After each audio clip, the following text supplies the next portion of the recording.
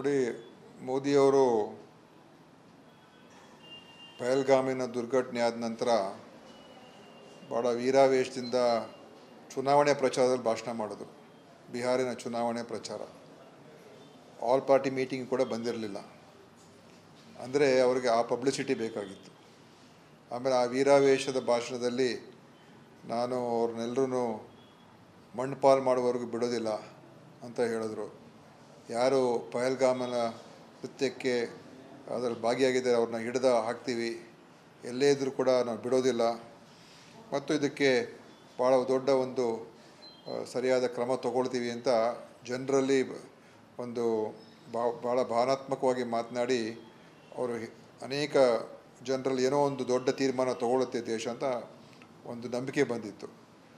ಇಡೀ ವಿರೋಧ ಪಕ್ಷ ಮತ್ತು ಎಲ್ಲ ನಮ್ಮ ಮುಖಂಡರುಗಳು ಎಲ್ಲರೂ ಸೇರಿ ನೀವು ದಿಟ್ಟ ನಿಲುವು ತೆಗೆದುಕೊಳ್ಬೇಕು, ನಮ್ಮ ದೇಶ ಇದು ಸಹಿಸೋಕ್ಕಾಗೋದಿಲ್ಲ. ಯಾಕೆಂದರೆ ಅಲ್ಲಿ ಪ್ರವಾಸಿಗರನ್ನು ಯಾವ ರೀತಿಯಾಗಿ ಕ್ರೂರವಾಗಿ ಹತ್ಯೆ ಮಾಡಿದರೂ ಇದು ಯಾವತ್ತೂ ಕೂಡ ಇಂಥ ಘಟನೆ ಆಗಿರಲಿಲ್ಲ.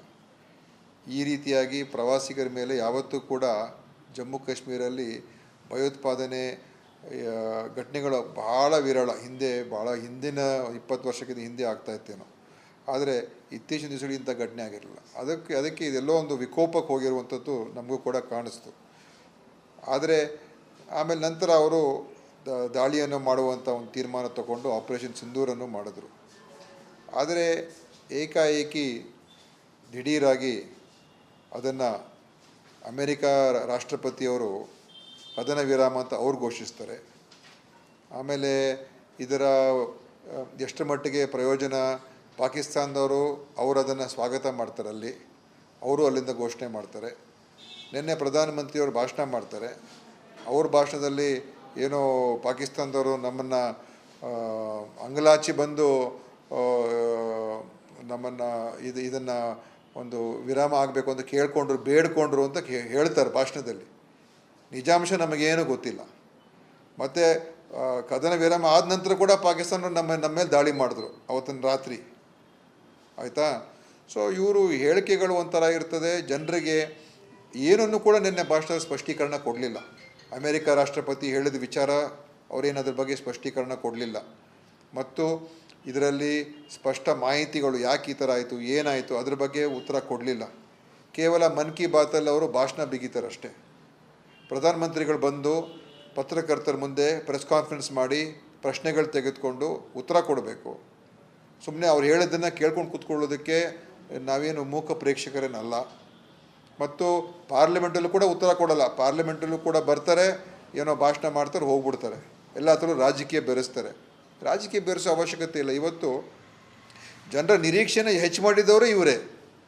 ನಿರೀಕ್ಷೆಯನ್ನು ಜನರಲ್ಲಿ ಬರೋ ಥರ ಮಾಡಿಬಿಟ್ಟು ಆಮೇಲೆ ಒಂದು ಹೆಜ್ಜೆ ಮುಂದೆ ಹೋಗಿ 2-3 ಹೆಜ್ಜೆ ಹಿಂದೆ ಹೋದರೆ, ಒಂದು ಹೆಜ್ಜೆ ಮುಂದೆ ಹೋಗಿ 2 ಹೆಜ್ಜೆ 3 ಹೆಜ್ಜೆ ಹಿಂದೆ ಬಂದಂಗೆ ಆಯ್ತು. ಈಗ ಏನು ಪ್ರಯೋಜನ ಆಯಿತು? ಪಹಲ್ಗಾಮಲ್ಲಿ ಮಾಡಿದವ್ರು ಏನಾದ್ರು ಗೊತ್ತಾಯ್ತು ಅವ್ರಿಗೆ? ಪಾಕಿಸ್ತಾನಿಗೆ ಹೇಳಬೇಕಾಗಿತ್ತು, ಅವ್ರ ಹೆಸರುಗಳು ಕೊಡಿ ನಮಗೆ, ಅವ್ರನ್ನ ನಾವು ಹಿಡಿಬೇಕು, ಅವ್ರನ್ನ ಹಿಡಿದಾಕು ಅಂತ. ಅದ್ರ ಬಗ್ಗೆ ಮಾಹಿತಿ ಇಲ್ಲ. ಮತ್ತು ಪಾಕಿಸ್ತಾನರು ಕೂಡ ನಮ್ಮ ಮೇಲೆ ಅವರು ದಾಳಿ ಮಾಡಿದ್ದಾರೆ, ನಾವು ಅವ್ರ ಮೇಲೆ ದಾಳಿ ಮಾಡಿದ್ದೀವಿ. ಅದು ಎಷ್ಟು ಯಶಸ್ಸು ಸಿಕ್ಕಿದೆ ನಮಗಿನ್ನೂ ಸರಿಯಾಗಿ ಗೊತ್ತಿಲ್ಲ. ಇದರಿಂದ ಮುಂದೆ ಇನ್ನು ಈ ವಿರಾಮ ಘೋಷಣೆ ಆಗಿದ ತಕ್ಷಣ ಮುಂದೆ ಯಾವುದೇ ಈ ವಿರಾಮ ಕಂಡೀಷನ್ಸ್ ಏನು, ಅದು ನಮ್ಗೆ ಇನ್ನೂ ನಿನ್ನೆ ಪ್ರಧಾನಮಂತ್ರಿ ಏನು ಯಾಕೆ ಹೇಳಲಿಲ್ಲ?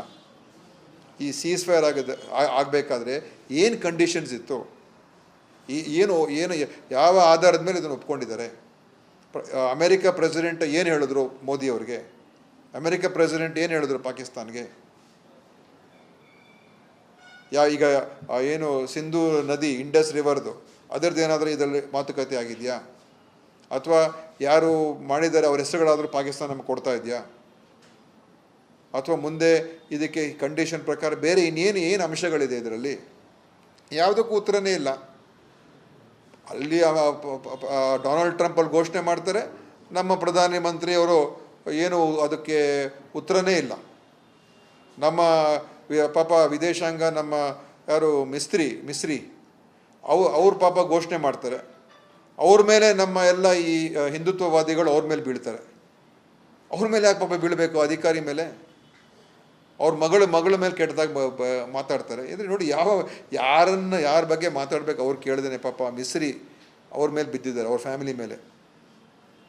ಸೊ ಸೀಸ್ ಫೈರ್ ಕಂಡೀಷನ್ಸ್ ಏನು, ಈ ಕದನ ವಿರಾಮದ ಏನು ಕಂಡೀಷನ್ಸ್, ಏನು ಒಪ್ಪಂದ, ಯಾವ ಕಾರಣಕ್ಕೋಸ್ಕರ ನಾವು ಇದನ್ನು ನಿಲ್ಲಿಸಿದ್ದೇವೆ, ಅಥವಾ ಇನ್ನು ಮುಂದಕ್ಕೆ ಏನಾದರೂ ಒಂದು ದೃಢ ಒಂದು ಒಪ್ಪಂದಕ್ಕೆ ಪಾಕಿಸ್ತಾನದವರು ಮುಂದೆ ಬಂದಿದ್ದಾರಾ, ಅಥವಾ ಕ್ಷಮಾಪಣೆ ಕೇಳಿದಾರಾ, ಅಥವಾ ಮುಂದೆ ಭಯೋತ್ಪಾದನೆಗೆ ನಾವು ಯಾವುದೇ ಕಾರಣ ಅವಕಾಶ ಮಾಡಿಕೊಡೋದಿಲ್ಲ ಅಂತ ಹೇಳಿದಾರಾ, ಏನು ಕಂಡೀಷನ್ಸು ಏನೂ ಗೊತ್ತಿಲ್ಲ. ಏಕಾಏಕಿ ವಿರಾಮ. ಮತ್ತು ಪಾಪ ನಮ್ಮ ಸೈನಿಕರು, ಯೋಧರು, ಅಲ್ಲಿ ಗಡಿಯಲ್ಲಿ ಇರ್ತಕ್ಕಂಥ ಎಷ್ಟೋ ಜನ ನಮ್ಮವರು ಕೂಡ ತೀರೋಗಿದ್ದಾರೆ. ನಮ್ಮ ಸೈನ್ಯ ಅನೇಕ ಯೋಧರು ತೀರೋಗಿದ್ದಾರೆ. ಅನೇಕ ಪಾಪ ಅಮಾಯಕರು, ಮಕ್ಕಳು, ಹೆಣ್ಮಕ್ಳೆಲ್ಲ ಈ ದಾಳಿಯಲ್ಲಿ ತೀರೋಗಿದ್ದಾರೆ. ಈಗ ಏನಂತ ಉತ್ತರ ಕೊಡೋದು ಎಲ್ರಿಗೂ ನಾವು? ಸೊ ಸ್ಪಷ್ಟ ಪ್ರಧಾನಮಂತ್ರಿಯವರು ಸ್ಪಷ್ಟವಾಗಿ ನೆನೆ ಹೇಳಬೇಕಾಗಿತ್ತು. ನಾವೇನು ನೀವು ಯಾವ ಕಾರಣಕ್ಕೋಸ್ಕರ ನಮ್ಮನ್ನು ದೇಶನ ಕನ್ವಿನ್ಸ್ ಮಾಡಬೇಕು. ಸುಮ್ಮನೆ ಬಂದ್ಬಿಟ್ಟು ಮತ್ತೊಮ್ಮೆ ಏನೋ ಹೇಳ್ಬಿಡೋದು, 100 ಜನ ಯಾರನ್ನ ಟೆರರಿಸ್ಟ್ನ ಸಾಯಿಸ್ಬಿಟ್ಟಿದ್ದೀನಿ, ಅದಕ್ಕೇನು ಲೆಕ್ಕ ಇಲ್ಲ, ಯಾರ ಹೆಸರು ಗೊತ್ತಿಲ್ಲ, ಏನೂ ಗೊತ್ತಿಲ್ಲ. ಸುಮ್ಮನೆ ಅವ್ರು ಹೇಳಿದ್ರು ನಾವು ಕೇಳಬೇಕು. ಹೆಂಗೆ ಗೊತ್ತು ಅವ್ರಿಗೆ 100 ಜನ ಭಯೋತ್ಪಾದಕರನ್ನ ಅವ್ರು ಸಾಯಿಸಿದ್ದೀವಿ ಅಂತ? ಯಾರಿಗೆ ಗೊತ್ತದು ನಿಜ? ಬಾಲಾಕೋಟ್ ಮೇಲೆ ದಾಳಿ ಆಯಿತು, ನಿಜವಾಗ್ಲೂ ಏನಾಯಿತು ಅಂತ ಯಾರಿಗೂ ಸರಿಯಾಗಿ ಗೊತ್ತಿಲ್ಲ. ಪುಲ್ವಾಮಾಗೆ ಯಾರು ಕಾರಣಕರ್ತರು ಅವ್ರು ಇನ್ನೂ ಹಿಡ್ದೇ ಇಲ್ಲ. 45 ಜನ ನಮ್ಮ ಯೋಧರನ್ನು ಸಾಯಿಸಿದ್ರಲ್ಲ, ಅವ್ರು ಮಾಡಿದವ್ರನ್ನ ಇನ್ನೂ ಕೂಡ ಹಿಡ್ದಿಲ್ಲ. ಪಹಲ್ಗಾಮಲ್ಲಿ ಮಾಡಿದವ್ನು ಇನ್ನೂ ಯಾರು ಅಂತ ಗೊತ್ತಿಲ್ಲ, ಹಿಡ್ದಿಲ್ಲ. ಸೊ ಇದು ಕೇವಲ ಅವರ ಒಂದು ವ್ಯಕ್ತಿತ್ವವನ್ನು ಹೆಸರು ಉಳಿಸ್ಕೋಬೇಕು, ಅವರ ಸ್ವಪ್ರತಿಷ್ಠೆಗೋಸ್ಕರ ಇದೆಲ್ಲ ಮಾಡಬಾರ್ದು. ಜನರ ಮುಂದೆ ಪಾರದರ್ಶಕವಾಗಿರಬೇಕು, ಜನರಿಗೆ ಸ್ಪಷ್ಟವಾದಂಥ ಉತ್ತರ ಎಲ್ಲರೂ ಬಯಸ್ತಾ ಇದ್ದೀವಿ. ಈಗ ನಿಮಗೆ ಎಲ್ಲರೂ ಬೆಂಬಲ ಕೊಟ್ಟು ನಾವು ಇಲ್ಲಿ ತಿರಂಗ ಯಾತ್ರೆಯನ್ನು ನಾವು ಇಲ್ಲಿ ಕರ್ನಾಟಕದಲ್ಲಿ ಮಾಡಿದೋ, ಇಡೀ ನಮ್ಮ ವಿರೋಧ ಪಕ್ಷದವರು ನಾವು ಕೇಂದ್ರ ಸರ್ಕಾರದ ಜೊತೆಯಲ್ಲಿದ್ದೀವಿ, ನಿಮ್ಮ ಆರ್ಮಿ ಜೊತೆ ನಾವು ಇದ್ದೀವಿ, ನೀವು ಕ್ರಮ ತಗೊಳ್ಳಿ, ಪಾಕಿಸ್ತಾನ್ಗೆ ನಾವು ಪಾಠ ಕಲಿಸ್ಬೇಕು, ಎಲ್ಲದೂ ಕೂಡ ತಯಾರಾಗಿದ್ದೀವಿ ಅಂತ ಜನರಲ್ಲಿ ಆ ಒಂದು ಭಾವನೆ ಬಂದಿತ್ತು. ಆ ಭಾವನೆ ಸೃಷ್ಟಿ ಮಾಡಿದವರೇ ನೀವು.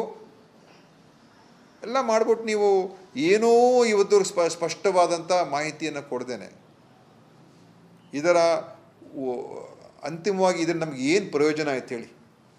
ಕರ್ನಾಟಕದಲ್ಲಿ ತಿರಂಗ ಯಾತ್ರೆ ಮಾಡೋದು ಸರ್, ಬಿಜೆಪಿಯವರು ಘೋಷಣೆ ಮಾಡೋದು ನಾವು ಕೂಡ ಮಾಡ್ತೀವಿ ಅಂತ, ಮನೆ ಮೂಮೆಂಟಲ್ಲಿ ಅದನ್ನು ಕೈ ಬಿಟ್ಟರು ನೋಡಿ. ಅದನ್ನು ಪೊಲಿಟಿಕ್ಸ್ ಮಾಡೋಕ್ಕೆ ಹೋಗಲ್ಲ. ಅವರು ಯಾಕೆ ಮಾಡಬೇಕು, ಕೈ ಬಿಟ್ಟರು, ಏನಕ್ಕೆ ಮಾಡ್ತಾರೋ ಗೊತ್ತಿಲ್ಲ. ಬಹುಶಃ ಅವ್ರು ಮಾಡಬೇಕು ಅಂತ ಇದ್ರು. ಈಗ ವಿರಾಮ ಆದಮೇಲೆ ಏನಂತ ಅವ್ರು ತಿರಂಗ ಯಾತ್ರೆ ಮಾಡ್ತಾರೆ? ಸೊ ಅವ್ರಿಗೆ ಕಾರಣನೇ ಇಲ್ಲ. ಈಗ ಸುಮ್ಮನೆ ಅವರು ಹಿಂದೆ ಎಲ್ಲ ನೆಹರು ಅವ್ರ ಬಗ್ಗೆ ಟೀಕೆ ಮಾಡೋದು, ಇಂದಿರಾ ಗಾಂಧಿ ಟೀಕೆ ಮಾಡೋದು, ರಾಜೀವ್ ಗಾಂಧಿನ ಟೀಕೆ ಮಾಡೋದು, ಮನಮೋಹನ್ ಸಿಂಗ್ ಟೀಕೆ ಮಾಡೋದು, ಸುಮ್ಮನೆ ಹಿಂಗೇನೆ ಎಲ್ಲ ಹಿಂದೆ ಮಾಡಿರೋರು ಎಲ್ಲರೂ ಕೂಡ ತಪ್ಪು, ಇವರೊಬ್ಬರೇ, ಮೋದಿ ಒಬ್ಬರೇ ಅಂತ ತೋರಿಸ್ಕೊಳ್ಳೋದು. ಏನು ಮಾಡಿದ್ದಾರೆ? ಅದು ಸರಿಯಲ್ಲ. ಈ ಥರ ಜನರಿಗೆ ದಾರಿ ತಪ್ಪಿಸ್ಬಾರ್ದು, ಜನರಿಗೆ ಸುಳ್ಳು ಹೇಳಬಾರ್ದು. ಒಬ್ಬ ಪ್ರಧಾನಿಯಾಗಿ ಜನರಿಗೆ ದಾರಿ ಇಂಥ ವಿಷಯದಲ್ಲಿ ಬೇರೆ ನಿಮ್ಮ ರಾಜಕೀಯ ಲಾಭಕ್ಕೋಸ್ಕರ ಬೇರೆ ಬೇರೆ ಇಶ್ಯೂಗಳನ್ನು ಉಪಯೋಗಿಸ್ಕೊಳ್ಳಿ. ನೀವು ಪ್ರತಿಯೊಂದು ಕೂಡ ಇಂಥ ಸಮಯದಲ್ಲಿ ನೀವು ಪುಲ್ವಾಮಾನೂ ಕೂಡ ನೀವು ನಿಮ್ಮ ಚುನಾವಣೆಗೆ ಸದ್ಬಳಕೆ ಮಾಡಿಕೊಂಡ್ರಿ. ಗೋಧ್ರಾ ಕೂಡ ನೀವು ಮುಖ್ಯಮಂತ್ರಿ ಆಗಿದ್ದಾಗ ಉಪಯೋಗಿಸ್ಕೊಂಡು ಅದನ್ನು ನೀವು ನಿಮ್ಮ ಚುನಾವಣೆಗೆ ಅನುಕೂಲ ಮಾಡಿಕೊಂಡ್ರಿ. ಪ್ರತಿಯೊಂದು ಕೂಡ ನಿಮ್ಮ ಅನುಕೂಲತೆಗೆ ಮಾಡೋಕ್ಕೆ ಹೋಗಬೇಡಿ. ಇವತ್ತು ಎಲ್ಲರೂ ನಿಮ್ಮಿಂದ ಈ ವಿಷಯದಲ್ಲಂತೂ ಸತ್ಯಾಂಶ ಬಯಸ್ತೀವಿ, ನಿಜಾಂಶ ಬಯಸ್ತೀವಿ. ವಸ್ತುಸ್ಥಿತಿ ಏನು? ಪಾಕಿಸ್ತಾನ ಹೇಳ್ತಾರೆ ನಮ್ಮ 5 ಪ್ಲೇನ್ಗಳನ್ನು ಹೊಡೆದಾಕ್ತು ಅಂತ. ಇದುವರೆಗೂ ಕೂಡ ನಮ್ಮ ಕೇಂದ್ರದವರು ನಿರಾಕರಣೆ ಮಾಡಿಲ್ಲ, ಅದು ಆಗಿಲ್ಲ ಅಂತಲೂ ಕೂಡ ಹೇಳಿಲ್ಲ. ಅಂದರೆ ನಮ್ಮ 3 ರಫೇಲ್ನ ಹೊಡೆದಾಕೋದು ಅಂತ ಹೇಳಿದ್ರು ಪಾಕಿಸ್ತಾನದವರು ಮೊದಲೇ ದಿವಸನೇ. ಮೊನ್ನೆ ಮಾತ್ರ ಹೇಳಿದ್ರು ಇಲ್ಲ, ನಮ್ಮೆಲ್ಲ ಪೈಲಟ್ಗಳು ಮಾತ್ರ ಸುರಕ್ಷಿತರಾಗಿದ್ದಾರೆ ಅಂತ ಹೇಳಿದ್ರು. ಪೈಲಟ್ ಸುರಕ್ಷಿತರಾಗಿದ್ದಾರೆ, ಪ್ಲೇನ್ ಏನಾಯಿತು? ಅಂದರೆ ಪಾಕಿಸ್ತಾನ ಪ್ಲೇನ್ಗಳು ನಮ್ಮ ಪ್ಲೇನ್ಗಳು ಹೊಡೆದಾಕಿದ್ರು ಅದಕ್ಕೆ. ಸೊ ಇದೆಲ್ಲ ನಮಗೆ ನೀವು ಸತ್ಯ ಮುಚ್ಚಾಕೋದಕ್ಕೆ ಹೋಗಬಾರ್ದು.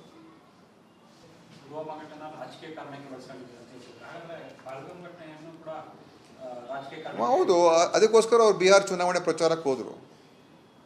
ಇಲ್ಲದೋ ಇಂಥ ಘಟನೆ ಆದಾಗ ದೆಹಲಿಯಲ್ಲಿ ಕೂತ್ಕೋಬೇಕಾಗಿತ್ತು, ಅದು ಕ್ಯಾನ್ಸಲ್ ಮಾಡಬೇಕಾಗಿತ್ತು. ಆಲ್ ಪಾರ್ಟಿ ಮೀಟಿಂಗ್ ಅಟೆಂಡ್ ಮಾಡಬೇಕಾಗಿತ್ತು. ಅವರಿಗೆ ಇದನ್ನು ಒಂದು ರೀತಿ ಅವರ ಒಂದು ಮೋದಿ ಭಾಳ ಪರಾಕ್ರಮಿ, ಭಾಳ ಗಟ್ಟಿ ಮನುಷ್ಯ, ಏನು ಹೇಳ್ತಾ ಇದ್ದಾರೆ, ಜಮ್ಮು ಕಾಶ್ಮೀರಲ್ಲಿ ಏನು ಸಮಸ್ಯೆ ಇಲ್ಲ ಅಂತ ಹೇಳ್ತಾ ಇದ್ದಾರೆ. ಈಗ ಏನು ಸಮಸ್ಯೆ ಇಲ್ಲ ಅಂತ ಹೆಂಗೆ ಹೇಳ್ತೀರಾ ನೀವೀಗ? ಶಾಂತ ಆಗೋಗಿದೆ ಜಮ್ಮು ಕಾಶ್ಮೀರು, ಎಲ್ಲ ಚೆನ್ನಾಗಿದೆ ಈಗ.